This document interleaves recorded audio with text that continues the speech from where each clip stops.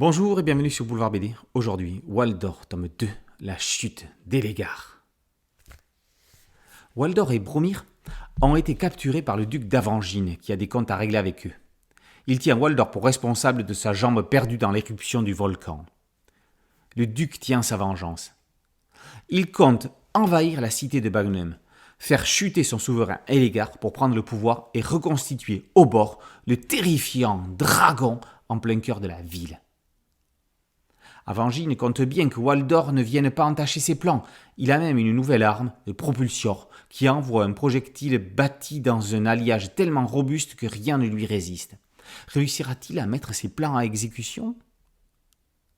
Avec Waldor, on assiste au retour en force de la BD animalière et aussi de la BD moyenâgeuse.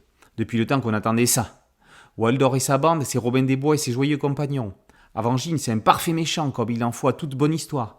On a aussi un omnibus en la personne du mage et un bon seigneur du château que ses ouailles apprécient, ainsi qu'un bouc, bourreau, armoire à glace qui va s'avérer être un compagnon d'armes bien précieux. Quant au dragon au bord, dont il ne reste que la tête, vivante, il est réellement méchant, pas comme un certain Fafnir. Dans les années 60, David de Thouin aurait été une star du journal Spirou.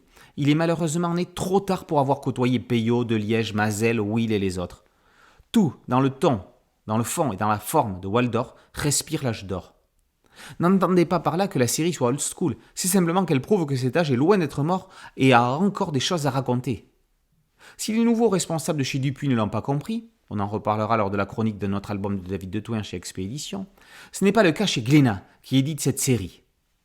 Au niveau découpage, de Thouin reste dans le classicisme des 4 bandes, avec quelques demi-planches respiratoires offrant de belles vues d'ensemble, que ce soit l'assaut de Bagnum ou la place d'exécution.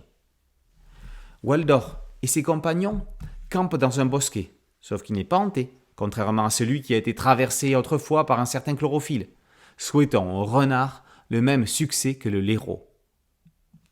Waldor, tome 2, la chute d'Elegar, par David de Thouin, est paru aux éditions Glénat. Boulevard BD, c'est un podcast audio et une chaîne YouTube. Merci de le liker, de partager et de vous abonner. A très bientôt sur Boulevard BD. Ciao.